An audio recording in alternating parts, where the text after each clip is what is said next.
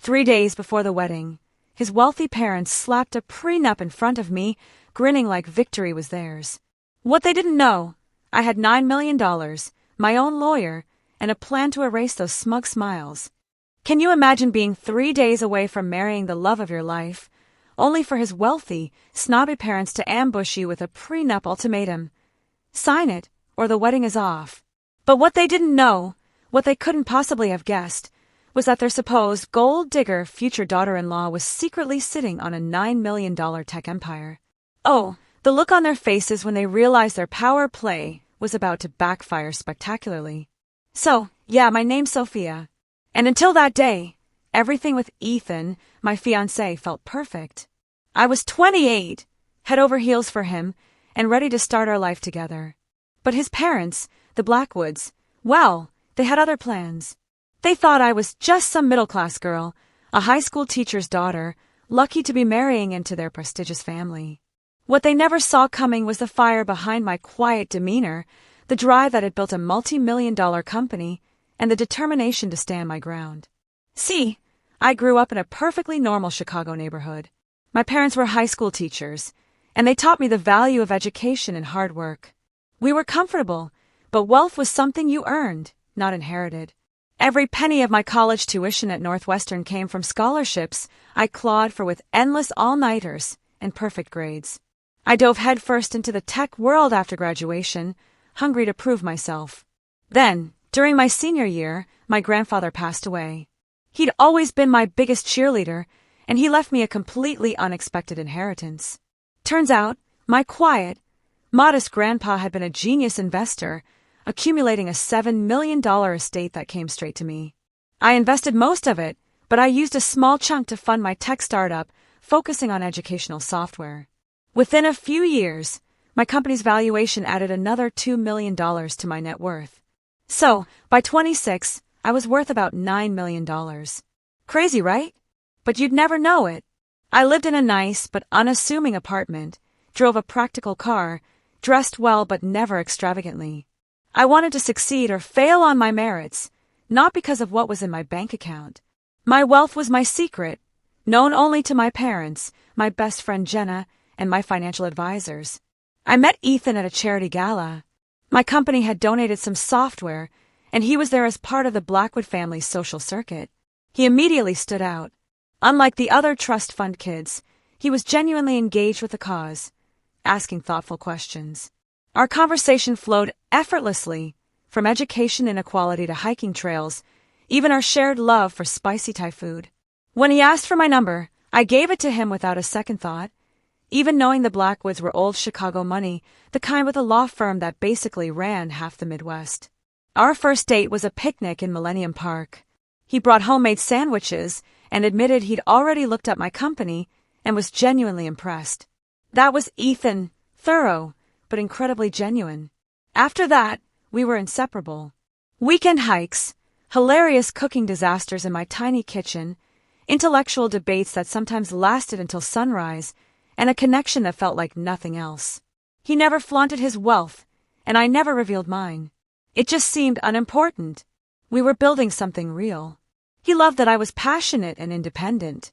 I loved that, despite his privileged upbringing, he had this deep sense of justice and fairness that guided his legal work. 6 months in, he took me home to meet his parents, and that's when I got my first glimpse of trouble. The Blackwood estate was enormous, sprawling over a huge property in Lake Forest. Richard and Victoria Blackwood were polite, but oh so clearly assessing. Victoria had a way of asking questions that sounded innocent but were designed to figure out my pedigree. "Northwestern is a fine school," she'd say over dinner. "Did you find the scholarship program comprehensive? And your parents are both teachers? How commendable. Such a necessary profession, though I imagine the financial constraints must have been challenging."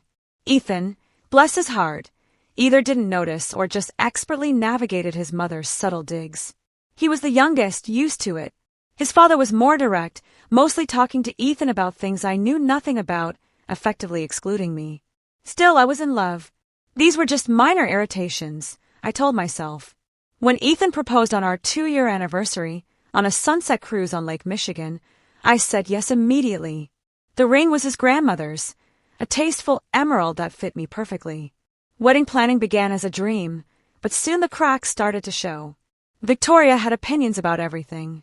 Venue, flowers, guest list. There was always this unspoken assumption that the Blackwoods would handle it all, because, clearly, I couldn't afford the wedding their son deserved. I had my reasons for keeping my finances private, and honestly, my pride prevented me from trying to compete with them on monetary terms. So, I just let them believe what they wanted. Ethan tried to mediate, sometimes standing firm for my wishes, other times suggesting I compromise. I gave in more often than not because, honestly, most of the details felt trivial compared to marrying the man I loved. When Victoria insisted on adding 50 of their family friends to the guest list, I agreed. When she dismissed my choice of wedding cake as quaint and picked a 7-tier monstrosity, I bit my tongue.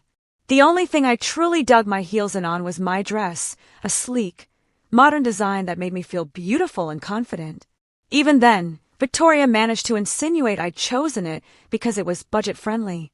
As the wedding approached, I felt increasingly like a visitor in my own engagement. But I consoled myself. Once we were married, Ethan and I would build our own life. He'd already agreed we'd live in a condo downtown, close to both our workplaces, not in the exclusive Blackwood family neighborhood his mother had suggested. Then, 3 days before the wedding, everything blew up. I just confirmed the final details with the photographer when Victoria called, inviting me for tea. Ethan would be in meetings, she explained. A nice one-on-one before the festivities. Looking back, that predatory sweetness in her voice should have been my first clue. But I was running on fumes, and all I heard was an opportunity to finally connect with my future mother-in-law. I was walking into an ambush. The Blackwood estate looked even more imposing that afternoon. As I pulled up in my modest Audi, I noticed Richard's Mercedes. Unexpected. Victoria hadn't mentioned him. The housekeeper led me to the formal sitting room, not the usual sunroom. Another warning sign I missed. Victoria and Richard were already seated, dressed like they were closing a multi-million-dollar deal. "Sophia, dear, thank you for coming on such short notice," Victoria said, her smile not quite reaching her eyes. "We thought it important to discuss a few matters before the wedding," Richard began without preamble. "Business matters to ensure smooth sailing." My stomach clenched. "What kind of agreements?" I asked, already suspecting the worst. Richard pulled out a thick document. "This is a standard prenuptial agreement that our family lawyer has prepared." He slid it across the table. "This is the first I'm hearing about a prenup," I said carefully. "Ethan and I have never discussed this." "Ethan understands the necessity," Victoria interjected, smooth as silk. "The Blackwood family has significant assets that have been protected for generations. This is simply a formality that all spouses marrying into the family complete." I doubted that very much. Ethan's older brother married into a banking dynasty, and his sister married a senator's son. No need for protection from them. I picked up the document. As a tech entrepreneur, I dealt with enough contracts to know immediately this was a joke. It basically stated that in a divorce, I'd walk away with absolutely nothing, no matter how long we were married, no matter what I contributed. Any property acquired during the marriage stayed with Ethan. And there were clauses about intellectual property that could potentially impact my business. "This seems very one-sided," I said, struggling to keep my voice neutral. Richard waved his hand dismissively. "Standard language for protecting established family wealth. You must understand, Sophia, that the Blackwood assets represent not just money, but a legacy stretching back generations." "And what about my assets?" I asked. "My business and intellectual property?" Victoria let out a small, chilling laugh. "Your educational software venture is certainly charming, dear. But we are talking about substantial wealth and property holdings. The scale is quite different." The condescension was unmistakable. In their eyes, I was a nobody. Any suggestion I had assets worth protecting was laughable. "Perhaps we could add a clause about your company," Richard offered magnanimously. "Though frankly, should you and Ethan divorce, he would likely be generous regardless of legal obligations.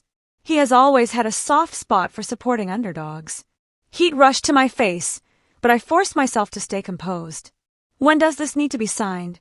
"Today would be ideal," Victoria said, pulling out a Mont Blanc pen.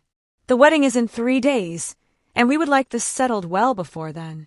I set the document down. I would need to have my own lawyer review this first. Richard's eyebrows shot up. Your own lawyer? Is that necessary? Our family attorney is one of the best. Best for the Blackwood family interests, certainly, I replied. But as you've just pointed out, our interests may not be perfectly aligned. Victoria's composed face showed the first crack of annoyance. Sophia, this is really quite standard. Everyone signs these nowadays. It is simply practical. Then you won't object to giving me 24 hours to have it professionally reviewed, I countered. Richard and Victoria exchanged a look. I'm afraid we must insist on having this resolved today, Richard said firmly. These matters can become complicated. Are you saying the wedding depends on me signing this document today, without legal advice? I asked, needing absolute clarity. Victoria's smile returned, cold as a Chicago winter. What we are saying, dear, is that the Blackwood family has certain non-negotiable expectations for anyone marrying into the family. Ethan understands this. If you truly love him, you will understand as well. Sign it or the wedding is off, Richard stated bluntly. That is the bottom line. We have invested considerably in this wedding, but we will cancel it if necessary to protect the family interests. The ultimatum hung in the air, heavy and suffocating. They were so sure of their power. They expected me to crumble. I stood up, clutching the prenup. I will need to discuss this with Ethan. Ethan is aware of our position, Victoria said dismissively. He may have been reluctant to broach the subject with you directly, but he understands family obligations. That stung, more than anything else. The idea that Ethan knew about this ambush and let it happen. Nevertheless, I said, my voice tight, I will need to speak with him. Richard stood too. You have until tomorrow morning, Sophia. 9 a.m. We will expect your signature or your decision to cancel the wedding. Victoria added, we truly hope you will make the sensible choice. Ethan cares for you deeply. It would be a shame to hurt him over a simple formality. I nodded stiffly and turned to leave, the prenup feeling like a lead weight in my hands. As I walked out to my car, I heard Victoria's voice drifting from the open window. She will sign. Where else would she find a match like Ethan? Certainly not in whatever community college circles her parents frequent. Richard's low laugh was the final turn of the knife. I got into my car, put the prenup on the passenger seat, and managed to drive past their ornate gates before the tears started to fall. The drive home was a blur of tears. My phone rang 4 times, Ethan's name flashing, but I couldn't answer. I needed to process this first. At a red light, memories flashed. Victoria commenting on my practical car, Richard dismissing my business as a niche market, Ethan's brother asking if I'd keep my little company going after marriage like it was a hobby. I'd ignored it all, excused it. Now, I saw the pattern, a consistent underestimation of my worth because I lacked their pedigree and perceived wealth. Finally home, I called Jenna. They did what? 3 days before the wedding. That's beyond tacky, Soph. It's straight up manipulative. Jenna, my college roommate and closest friend, knew everything about me, including my actual net worth, which made the Blackwoods' behavior particularly galling to her. The worst part is that apparently Ethan knew, I said, curled on my couch, phone pressed to my ear. He just didn't have the guts to tell me himself. You don't know that for sure, Jenna cautioned. Either way, it doesn't look good for him, I replied. Either he knew and let them ambush me, or he has so little control over his parents that they can threaten to cancel his wedding without his knowledge. Jenna was quiet for a moment. What are you going to do about the prenup? Have you read all of it? Enough to know it's completely one-sided. They even have clauses that could affect my intellectual property rights to my company's software. Are you serious? That's outrageous. Jenna's outrage mirrored my own. You know what you need to do, right? Call Harold first thing tomorrow. Harold Winters had been my grandfather's attorney, a shrewd, experienced lawyer utterly devoted to protecting my interests. I will, I promised. But first, I need to talk to Ethan. I need to understand where he stands in all this. After hanging up with Jenna, I finally called Ethan. He answered on the first ring. Sophia, thank God. Mom said you left upset. What happened? His concerned tone almost made me falter, but Victoria's smug face flashed in my mind. What happened? I said carefully, is that your parents ambushed me with a prenuptial agreement and told me I either sign it by tomorrow morning or the wedding is off. They also implied you were fully aware of this plan. The silence on his end was damning. Ethan, I didn't know they were going to approach you like that, he finally said, his voice strained. I told them. I would discuss it with you myself. So, you did know about the prenup? I confirmed, my heart sinking. Sophia, try to understand. Every marriage in my family for generations has had a prenuptial agreement. It's just how things are done. And you didn't think this was something to mention to me before your parents cornered me 3 days before our wedding? He sighed heavily. I was going to bring it up. I just kept putting it off because I knew it would upset you, and wedding planning was already stressful enough. So, you left it for your parents to handle, like I'm some problem to be managed? That's not fair, Ethan protested. I was trying to protect you. Protect me? I laughed bitterly. By letting your parents blindside me with an ultimatum? By letting them include clauses that could affect my business? That's not protection, Ethan. That's cowardice. You're overreacting, he said, his voice taking on the placating tone I'd heard him use with difficult clients. It's just a standard legal document. Everyone signs them these days. Have you actually read it? I challenged. Another telling pause. Not in detail, he admitted. Dad said it was the standard family template.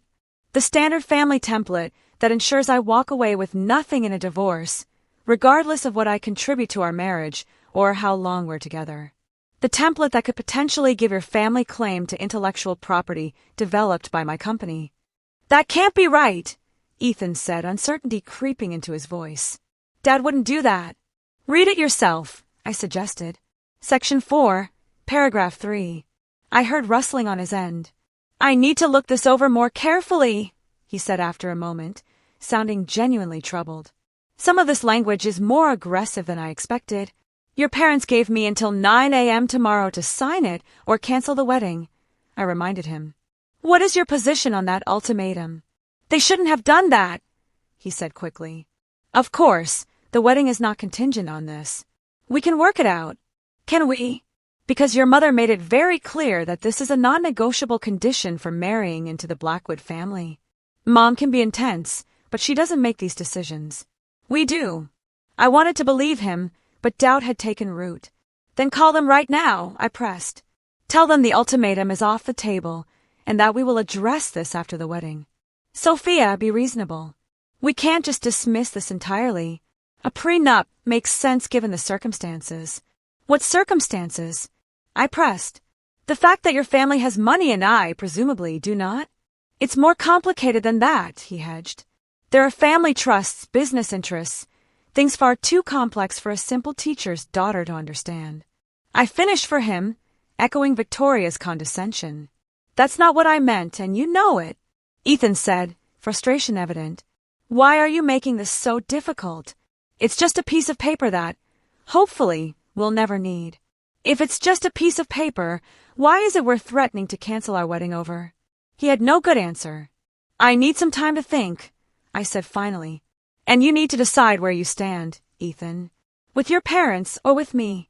That's not a fair choice, he protested. I love you, but they're my family. And what am I supposed to be in 3 days? I asked quietly. The question hung between us, unanswered. I'll call you tomorrow, I said, and ended the call before he could respond. I sat in the silence of my apartment, phone clutched in my hand, tears threatening again. Then I noticed the prenup still sitting on my coffee table, and something shifted inside me. Sadness gave way to a steel-cold determination. If the Blackwoods wanted to make this about money and power, perhaps it was time they learned I had both. I opened my laptop and pulled up my financial portfolio. My grandfather's inheritance had grown to $7.5 million through careful investment. My company, Edutech Solutions, had recently been valued at $1.5 million during our last funding round, bringing my total net worth to around $9 million. Not Blackwood old money, perhaps, but substantial enough to change the dynamics of this conversation entirely. For 3 years, I'd kept my financial situation private, not out of shame, but because I wanted to be loved for myself, not my bank account. I'd watched Ethan's friends and acquaintances treat him differently because of his family name and wealth, and I had no desire for that kind of superficial attention. Besides, in the tech world, flying under the radar had its strategic advantages. But now, facing the prospect of signing away my rights or losing the man I loved, I realized my silence had allowed the Blackwoods to construct a narrative about me that was entirely false. They saw me as a gold digger, reaching above my station, when in reality I was a successful businesswoman, choosing to share my life with their son as an equal. As this realization crystallized, a plan began to form. I wouldn't be bullied or manipulated. I wouldn't sign their one-sided prenup, but neither would I walk away from the man I loved without a fight. I sent a quick text to Harold. Need urgent meeting tomorrow morning at 7 a.m. prenup situation. Wedding in 3 days. We'll explain in person. His response came quickly. Be at your office at 7 sharp. Bring all documents. I slept fitfully that night, cycling through anger, hurt, determination, and doubt. By morning, however, one thing was clear. The time for hiding my success was over. The Blackwoods had forced this confrontation, and now they would have to deal with the real Sophia Williams, not the modest school teacher's daughter they thought they could intimidate. At 6:04 the next morning, I was already at my downtown office, reviewing the prenuptial agreement line by line and making notes. I had dressed deliberately in one of my power outfits, a tailored charcoal gray suit that projected confidence. My hair was pulled back in a sleek ponytail, and I wore the pearl earrings my grandfather had given me for college graduation, a reminder of where I came from and the values that had guided me to success. Harold arrived precisely at 7, immaculate as always in his bespoke suit, silver hair perfectly combed, carrying his weathered leather briefcase.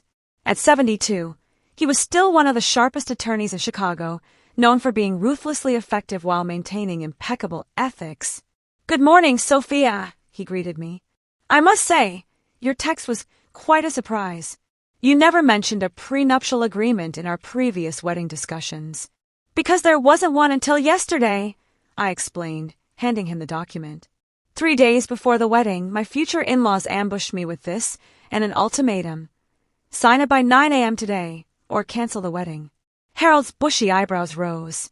That is rather unorthodox timing, to put it mildly. "Read it," I urged, particularly Section 4 on intellectual property and Section 6 on asset division. He put on his reading glasses and began scanning the document, his expression growing increasingly grave. After about 15 minutes of careful reading, he set it down and removed his glasses.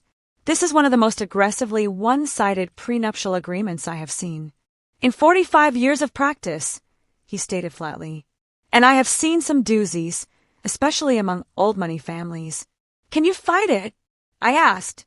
A slow smile spread across Harold's face, the kind that had likely struck fear into opposing counsel for decades. "My dear, I will not just fight it. I will eviscerate it and replace it with something that actually protects your substantial interests." He opened his briefcase. "Let us be clear about your position. Your net worth currently stands at approximately $9 million. Correct." I nodded. "And the Blackwoods are unaware of this fact." "Completely unaware," I confirmed. "I've always kept my financial situation private. Only my parents, Jenna, and you know the full extent of it." Harold chuckled, a deep rumbling sound. "Well, this is going to be quite the revelation for them." He tapped his pen against the legal pad. "Do you want to salvage this relationship, or should we simply refuse their terms and let the chips fall where they may?" The question gave me pause. Despite everything, I did love Ethan. The issue wasn't with him directly, but with the power dynamics his family was trying to establish.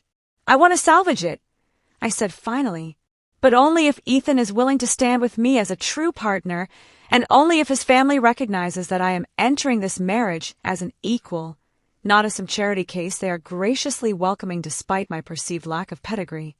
"Very well," Harold nodded. "Then we craft a counteroffer.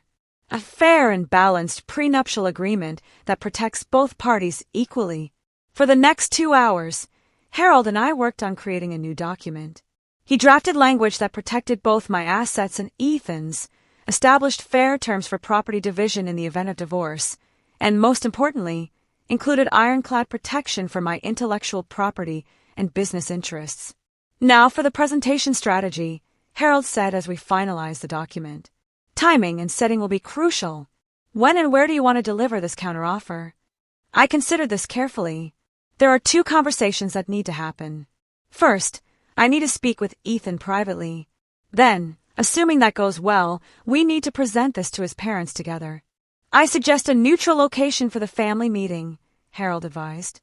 Somewhere public enough to discourage extreme reactions, but private enough for a confidential discussion. The private dining room at Lakeview Restaurant, I decided. It's upscale enough to appeal to the Blackwood sensibilities, but on neutral territory. Excellent choice, Harold approved. And for the supporting documentation, I opened a folder on my desk. I have my complete financial portfolio here, including bank statements, investment accounts, and the most recent valuation of my company. Everything is updated and verified as of last month. Harold reviewed the documents, nodding in satisfaction. These will make your position abundantly clear. Now, let us discuss your approach with Ethan. We spent another hour refining my strategy for both conversations. By the time Harold left at 1:30, I felt prepared and confident. I had a solid plan, a fair prenuptial agreement, and most importantly, the resolve to stand up for myself and the relationship I wanted. After Harold departed, I called Jenna again to update her. So you're really doing this? She asked after I explained the plan. Revealing your financial situation after keeping it private all this time? I don't see another option, I replied. Not if I want a marriage based on truth and equality. And what if Ethan is angry that you kept this from him? Jenna pressed. Have you considered that possibility? I had extensively. Then we'll have to work through that together, I said. But if he can't understand why I wanted to be loved for myself rather than my bank account, then maybe we're not as compatible as I thought. Fair point, Jenna conceded. For what it's worth, I think you're handling this with incredible grace. I would have told Victoria Blackwood exactly where she could shove that prenup. That made me laugh, releasing some of the tension. The day is not over yet, I said. I may still get to that point. After hanging up, I sent Ethan a text. We need to talk. Meet me at Carlucci's at 1 p.m. Just the 2 of us. His response came quickly. I'll be there. I love you. Those 3 words brought a fresh wave of emotion. Despite everything, I still believed he meant them. The question was whether love alone would be enough to weather the storm. I spent the next hour preparing myself, not just mentally, but physically. I went to the salon in my building for a blowout that left my hair looking sleek and professional. Then I touched up my makeup, opting for a polished look that projected confidence without being intimidating. The pearl earrings remained a talisman of sorts, connecting me to my roots and the grandfather who had always believed in me. By the time I left to meet Ethan, I felt like a warrior heading into battle, armed with truth, principle, and 9 million reasons why the Blackwoods had severely underestimated me. Carlucci's was one of our favorite restaurants, an upscale Italian place where we had celebrated our first anniversary. The familiar setting felt right for this conversation, a reminder of happier times and the foundation of love that had brought us to the brink of marriage. I arrived a few minutes early and requested a quiet corner table. The maitre d' knew us as regulars and led me to a secluded spot near the back, well away from other diners, perfect for what would likely be an intense conversation. Ethan arrived precisely at 1, looking haggard. His usually impeccable appearance was slightly rumpled, his tie a bit crooked, dark circles under his eyes suggesting he had slept as poorly as I had.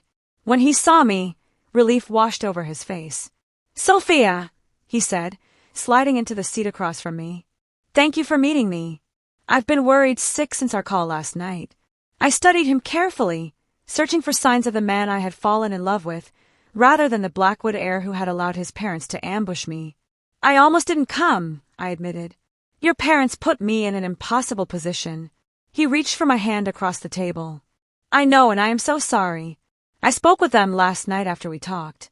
It did not go well. That caught my attention." "What happened?"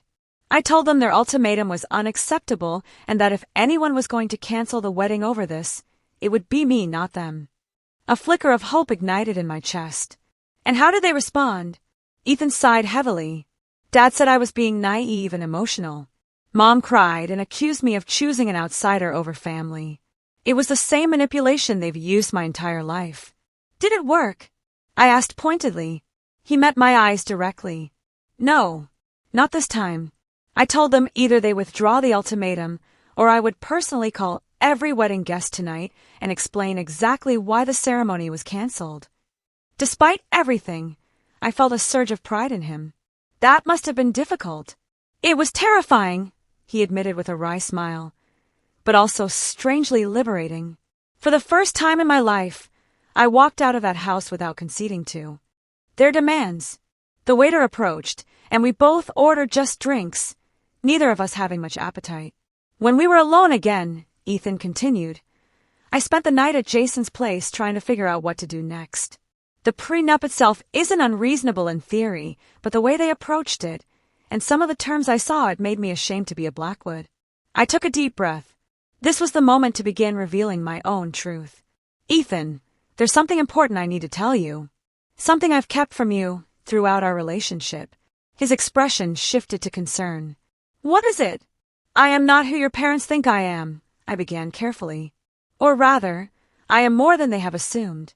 Confusion flickered across his face. What do you mean? I reached into my bag and withdrew a folder containing printouts of my financial statements. When my grandfather died during my senior year of college, he left me an inheritance. A substantial one. I slid the folder across the table. Ethan opened it with a puzzled expression that quickly transformed to shock as he scanned the documents. 7.5 million, he read incredulously. And your company, another 1.5 million. Sophia, this is why did you never tell me? For the same reason you don't introduce yourself as Ethan Blackwood of the Chicago Blackwoods to everyone you meet, I explained. I wanted to be known for who I am, not what I have.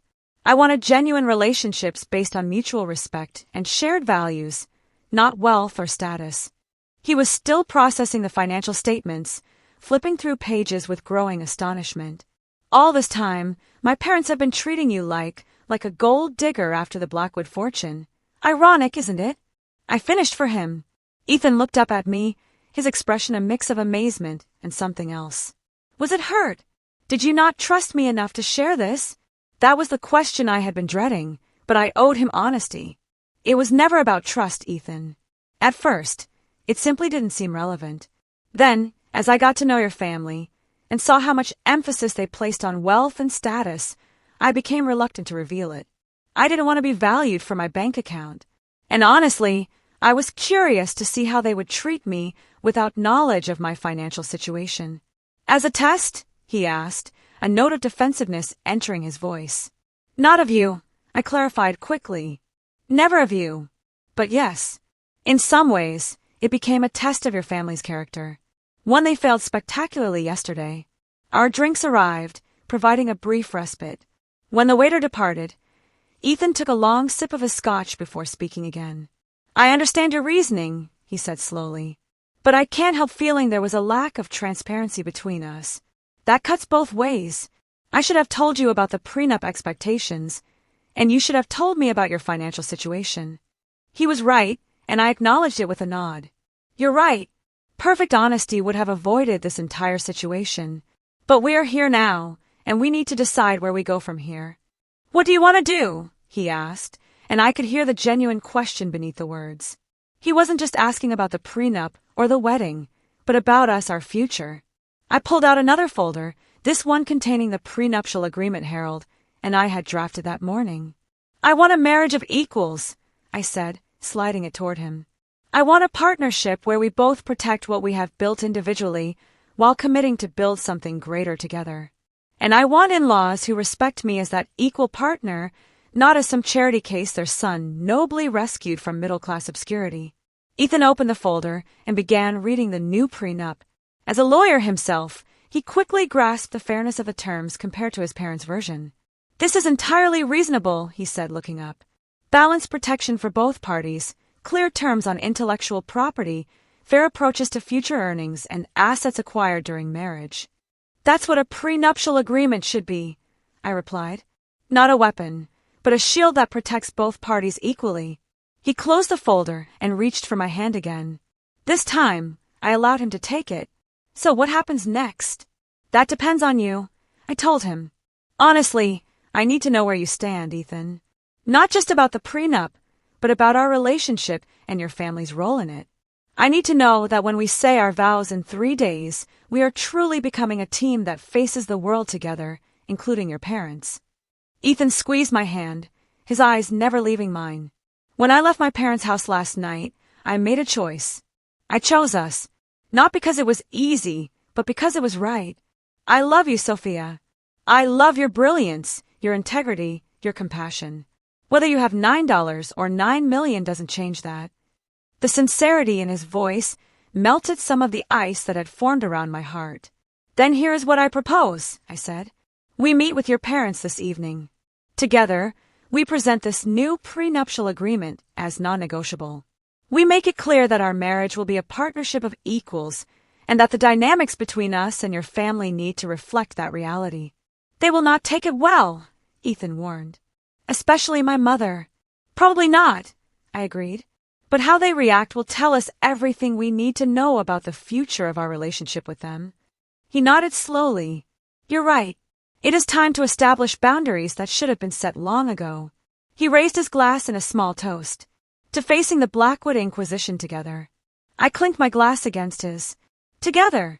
As we finished our drinks and finalized our strategy for the evening confrontation, I felt a renewed sense of connection with Ethan.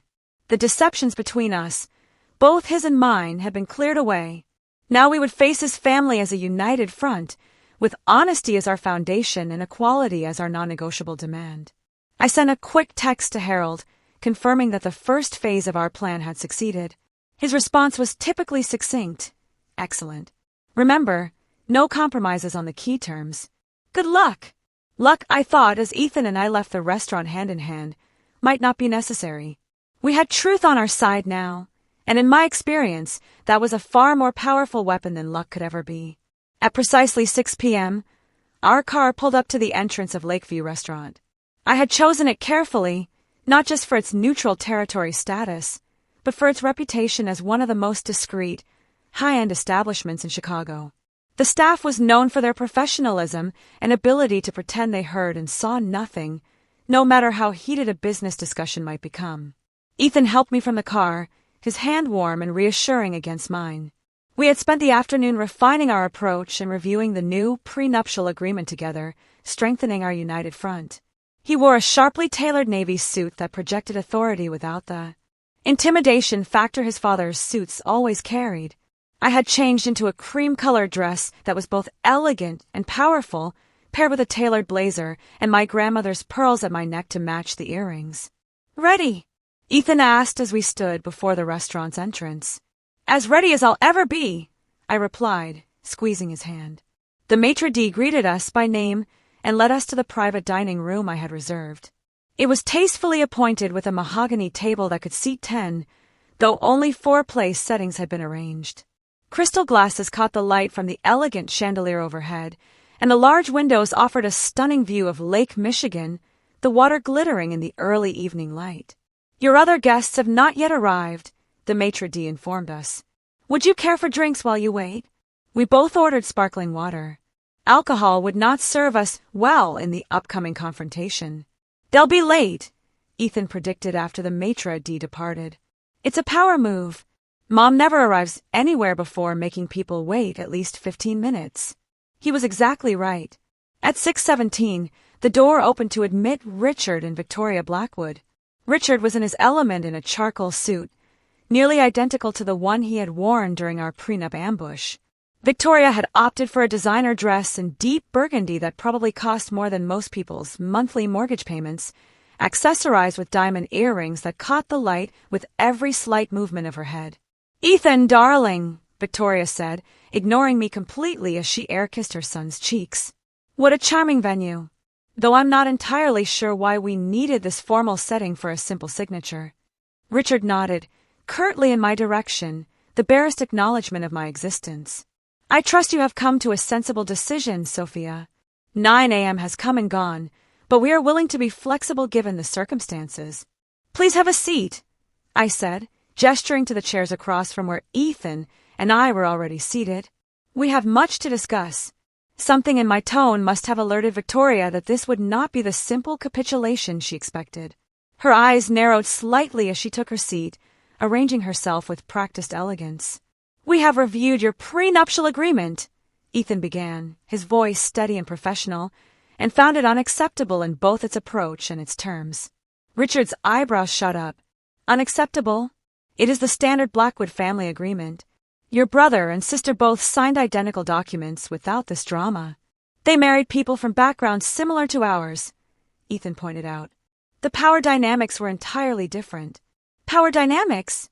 Victoria repeated with a dismissive wave of her manicured hand. "This is not some sociological experiment, Ethan. It is a simple legal protection that any prudent family would insist upon."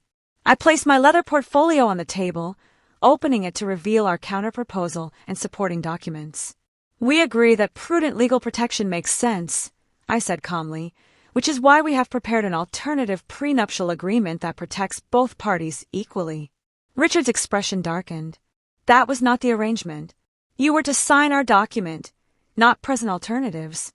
"Plans change," I replied, meeting his gaze directly, "especially when new information comes to light." The waiter entered with our sparkling water and took Richard and Victoria's drink orders. The brief interruption did nothing to dissipate the tension. When we were alone again, I slid the new prenuptial agreement across the table. "This document provides fair and balanced protection for both the Blackwood family assets and my own personal holdings." "Your holdings?" Victoria couldn't quite suppress a condescending smile. "Your little software company hardly requires the same level of protection as generations of Blackwood wealth." "You might be surprised," Ethan said, a hint of pride in his voice as he looked at me. I extracted the financial statements from my portfolio and placed them on top of the prenuptial agreement. "My current net worth is approximately $9 million, I stated matter-of-factly. $7.5 million in diversified investments from my grandfather's estate, and $1.5 million in the form of my company valuation from our last funding round." The shock that registered on both their faces was everything I had imagined and more. Richard recovered first, his lawyer's mind quickly recalibrating as he reached for the statements with barely concealed disbelief. "That is impossible," Victoria said, color rising in her cheeks. "You drive a 5-year-old Audi. Your parents are teachers. I value financial responsibility over displays of wealth," I replied evenly. "And yes, my parents taught me the importance of education, hard work, and living within one's means, lessons that have served me well." Richard was scanning the documents with growing consternation. "These appear legitimate," he admitted reluctantly. "Why keep the secret? Would you have treated me differently if you had known?" I countered. The flush deepening on Victoria's face was answer enough. "This changes the equation significantly," Richard said, lawyer mode fully engaged. "Now we would need to review any alternative agreement carefully before proceeding." "Of course," I agreed. "That is only fair. Just as it would have been fair to give me time to review your original document with my attorney." Victoria was still struggling to reconcile her perception of me with the financial reality before her. "Your grandfather left you $7 million? What did he do?"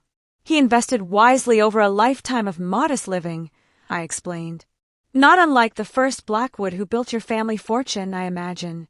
That comparison clearly did not sit well with Victoria. But before she could respond, Ethan spoke up. "Mom, Dad, the issue here is not just the prenup itself, but how this entire situation has been handled. Springing this on Sophia 3 days before our wedding was inappropriate and disrespectful. We thought it best to resolve it efficiently," Richard defended, though with notably less conviction than before. "By threatening to cancel our wedding if she did not comply immediately," Ethan challenged. "That is not efficiency. It is coercion." Victoria turned to her son, switching tactics. "Darling, we were only trying to protect you and the family legacy. Surely you understand that." "What I understand," Ethan replied firmly, "is that you made assumptions about the woman I love without bothering to know her and then tried to use financial leverage to control our relationship. That stops now." I had never loved him more than in that moment, watching him stand firm against the manipulation that had likely worked on him his entire life. "The new prenuptial agreement," I redirected their attention, "protects both the Blackwood assets and my own. It establishes fair terms for property division in any potential divorce based on contribution and duration of marriage, rather than simply reverting everything to original ownership. It also contains clear language protecting my intellectual property rights and business interests, just as it protects the Blackwood family business interests. Richard was already reading through the document with a lawyer's practiced eye. Some of these terms are unusual, he noted, though not dismissively. But fair, Ethan emphasized. Unlike the document you presented to Sophia. We need time to have our attorneys review this, Richard said, closing the folder. You have until tomorrow afternoon, I replied. The wedding is in 2 days, and we need this resolved before then. Victoria's gaze snapped to me, unaccustomed to having deadlines imposed by others. That is hardly sufficient time for proper legal review. It was sufficient time for me, according to your original ultimatum, I reminded her. Richard placed a restraining hand on his wife's arm, recognizing the shift in leverage. We will have our team review it first thing tomorrow morning and provide feedback by 3 p.m. Any proposed changes must maintain the fundamental balance of the agreement, Ethan stipulated. This is not a negotiation to revert to one-sided terms. Understood. Richard nodded, businessman to businessman. Victoria had been uncharacteristically quiet, her eyes moving between me, Ethan, and the financial statements still on the table. When she finally spoke, her voice had lost some of its imperious quality. I may have misjudged certain aspects of your situation, Sophia, though I still find it odd that you would conceal such information from your future family. It was as close to an apology as Victoria Blackwood was likely capable of offering. I decided to meet her halfway. Perhaps we all could have communicated more openly from the beginning, I acknowledged. Moving forward, I hope we can build a relationship based on mutual respect rather than assumptions. The waiter returned with Richard and Victoria's drinks and inquired about dinner. By unspoken agreement, we all declined, this meeting clearly having served its primary purpose. As we prepared to leave, Richard held out his hand to me, a gesture that would have been unthinkable 24 hours earlier. You have proven yourself a formidable negotiator, Sophia. The Blackwood family may benefit from such unexpected perspectives. I accepted his handshake, recognizing it as a peace offering of sorts. I look forward to contributing to the family in many ways, Mr. Blackwood. Victoria's farewell was less warm, but notably lacking the condescension that had characterized our previous interactions. Progress, if not perfection. Once they had departed, Ethan pulled me into his arms right there in the private dining room. You were magnificent, he whispered against my hair. Absolutely magnificent. We were magnificent, I corrected him, leaning back to meet his eyes. Together. He smiled a genuine smile, untainted by the stress of the past 2 days. I liked the sound of that. As we left the restaurant hand in hand under a sky turning to twilight, I felt a profound sense of rightness settle over me. The road ahead would not be perfectly smooth, especially with Victoria as a mother-in-law, but the fundamental dynamics had shifted. We had established ourselves as equals, both to each other and to his family. It was a foundation strong enough to build a marriage on. 2 days later, I stood in a small antechamber of the Drake Hotel, wearing the sleek, modern wedding dress I had chosen months ago. The prenuptial agreement had been signed yesterday afternoon with only minor adjustments to the language that did not affect the balance protection it provided both families. Richard had been surprisingly reasonable during the final negotiations, while Victoria had maintained a dignified distance from the process, perhaps still coming to terms with her misjudgment of the situation. Jenna adjusted my veil, her eyes suspiciously bright. You look stunning, sophomore. And not just because of this amazing dress. There's something different about you today. Confidence. My mother supplied from where she was arranging the train. My daughter finally stopped hiding her light. She was right. The past 3 days had transformed me in subtle but significant ways. Standing up to the Blackwoods, revealing my true financial situation, and establishing clear boundaries had lifted a weight I had not fully recognized was there.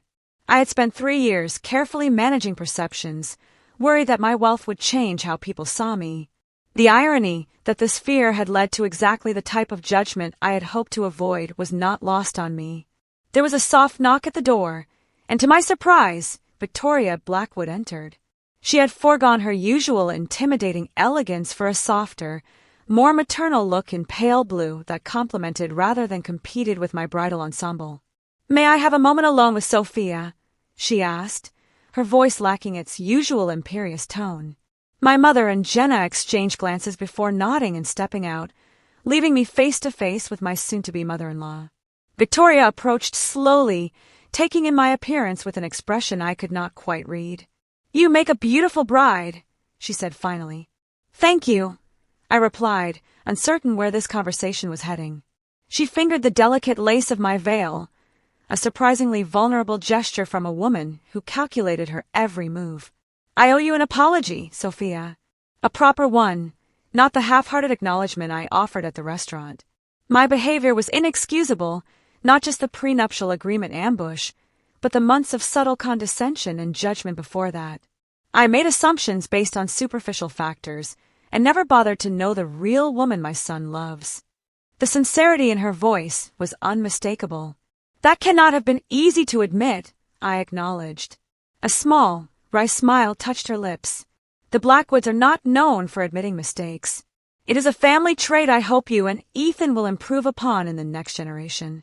She reached into her clutch and extracted a small velvet box. "I brought you something. A peace offering of sorts." I accepted the box cautiously and opened it to find a pair of diamond and sapphire earrings that clearly had significant age and history.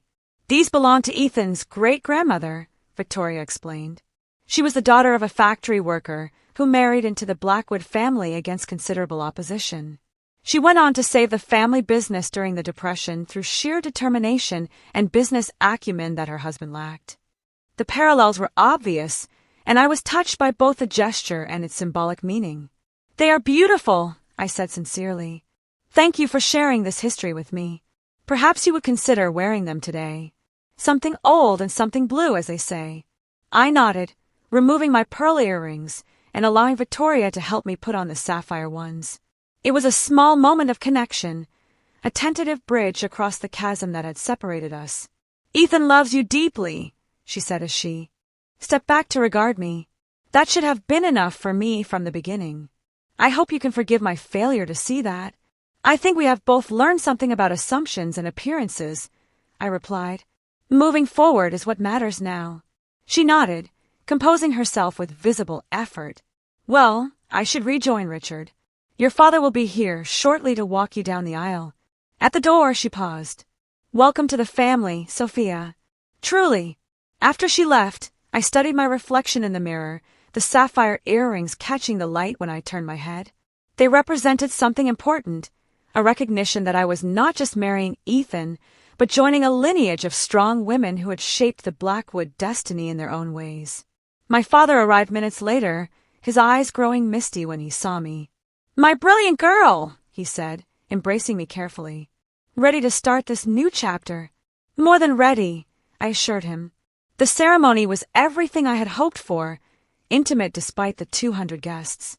When Ethan saw me walking down the aisle, the love shining in his eyes made everything else fade away. All the stress and conflict of the past week disappeared in the face of what truly mattered. Our vows were traditional but spoken with a depth of meaning that moved many to tears, including, surprisingly, Victoria. At the reception, I noticed subtle shifts in how the Blackwood family and friends interacted with me. Gone was the condescension, replaced by genuine interest and respect. Richard introduced me to his business associates with pride, emphasizing my entrepreneurial success. Victoria made a point of seating me next to her oldest friend, a federal judge whose approval clearly mattered to her. Ethan noticed it, too. "Amazing what 9 million can do for one social standing," he murmured in my ear as we shared our first dance. "It's not about the money," I replied. "It's about standing up for yourself and demanding respect." "Perhaps a bit of both," he acknowledged with a smile. "Either way, I have never been prouder to call you my wife." Our honeymoon in the Greek islands was a blissful escape from family dynamics and prenuptial negotiations. For 2 weeks, we were simply Ethan and Sophia, two people in love, exploring whitewashed villages in crystal blue waters. We talked about the future, about building our life together as true partners, and about the boundaries we would maintain with both our families going forward. 6 months later, those conversations were put to the test when Victoria began dropping hints about a Blackwood family tradition of weekly Sunday dinners. Once a month, Ethan countered firmly when we discussed it privately. We need our own traditions and time together. I agreed, and to my surprise, Victoria accepted this boundary with minimal resistance, perhaps recognizing that the new dynamics between us were healthier for everyone. Richard showed his evolving respect in more practical ways. He invited me to consult on a technology upgrade for the family law firm and actually listened to my recommendations. When my company secured a major contract with the Chicago public school system, he sent a sincere congratulatory call. Most significantly, Ethan and I established our own household rhythm, independent of Blackwood expectations. We bought a home that we chose together in a neighborhood we both loved, using a combination of our resources. We made financial decisions as a team, each contributing our expertise, neither dominating the other. The prenuptial agreement that had caused such turmoil remained locked in a safe deposit box, hopefully never to be needed. Its true value had been in the process of creating it, in establishing that our marriage would be a partnership of equals, regardless of family name or net worth. As I reflect on that tumultuous week before our wedding, I am genuinely grateful for the crisis that forced us to confront issues that might otherwise have festered beneath the surface for years. Those 3 days of conflict and revelation strengthened our foundation in ways that smooth sailing never could have. I learned that hiding parts of yourself, even with the best intentions, can create more problems than it solves. Ethan learned to stand firm against family pressure when it threatened what truly mattered to him. Together, we discovered that true partnership requires both vulnerability and strength, the courage to reveal your whole self, and the fortitude to stand up for the relationship you want to build. To the Blackwoods, wealth had always been about power and status, tools for controlling others and maintaining their position. They initially saw my perceived lack of wealth as a deficiency to be managed. When they discovered my financial reality, they were forced to reevaluate not just their assessment of me, but their entire approach to family relationships. For me, wealth had always been about independence and opportunity, not power over others. That fundamental difference in perspective continues to shape my relationship with my in-laws, sometimes creating tension, but often leading to meaningful conversations about values and priorities. Marriage, I've discovered, is not just the union of two people, but the intersection of two life philosophies, two approaches to everything from money to family to career ambitions. Finding harmony requires constant communication, mutual respect, and the willingness to stand firm on core principles while compromising on lesser matters. When faced with that prenuptial ultimatum 3 days before my wedding, I could have simply signed the document to avoid conflict. I could have walked away in anger and hurt. Instead, I chose the harder path of confrontation and truth. Not just about my financial situation, but about the type of marriage and family relationship I was willing to accept. That choice set the tone for our marriage and for my place within the Blackwood family, not as an outsider to be managed, but as an equal contributor to be respected. It's a choice I would make again in a heartbeat. So, tell me, have you ever had to stand your ground against people who underestimated you? Did you reveal your true worth and wipe those smug grins clean? Share your story in the comments below. I really want to know what you would have done in my shoes. And if this tale of turning the tables on those who misjudged you resonated with you, please like this video, subscribe to my channel for more stories of triumph and transformation, and share it with someone who might need encouragement to stand up for themselves. Thank you for joining me on this journey, and remember, sometimes the most powerful thing you can do is simply refuse to be less than who you truly are.